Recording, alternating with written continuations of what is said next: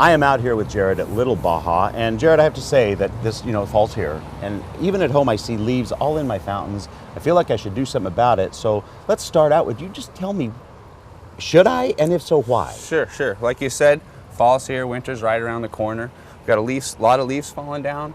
It's not a bad idea to go ahead and just get it prepped for winter. We want to get all the moisture out of there and the water, and just kind of overall protect it throughout the course of the winter. And why wouldn't I just turn it back on and let it run through the winter? Sure, you can do that. It's just a big risk. Okay. It gets down to that freezing temperature, and that pump might not be able to keep that water moving good enough. It's going to freeze over, and then you're going to risk losing your pump or damaging the bowls. Okay, so I've made my mind up. I'm going to go ahead and do that, clean it out. What are the steps? Sure, it's real simple. The first thing we're going to do is remove this water here. Okay. And how are you going to do that? A shop vac works really good. It's a wet, dry vacuum. You can use it to remove moisture. Just make sure you take that inside filter out of the shop vac first. Crucial. So do you want me to turn this on and you can start? Yeah, let's do it.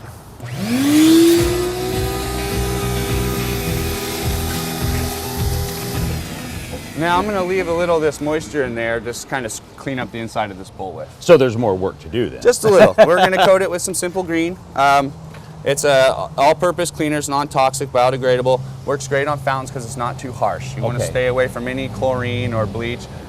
Just a little too harsh on the skin of the concrete. And you're basically just going to be getting rid of like any of the moldy, mildewy stuff that's Sure, tucked in? any algae that's kind of growing there, any discolorations. It's kind of a happy medium between cleaning it and scrubbing up, but not scrubbing on it too hard. Okay. You don't want to scrub on it too hard, remove that surface of the skin there. So let me see how you do that. All right. Let that kind of work its magic there. And choose a medium to soft bristle brush, just to be gentle on the concrete so we don't cause it to age prematurely here. This is a good brush because it can get down here in these small little places, but it's also nice to have a little bit larger brush too for the larger surfaces.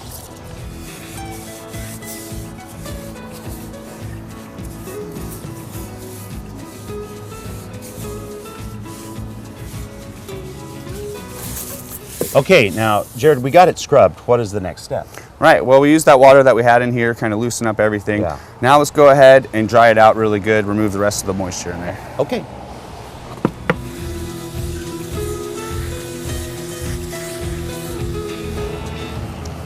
Okay, I've dried it out now. What's the next step? All right, it looks good. We're hand dried it. Let's remove any plugs that are accessible, and then we can wrap it with some clear plastic. And so you're going to show us how to do that now, right? Right. Perfect.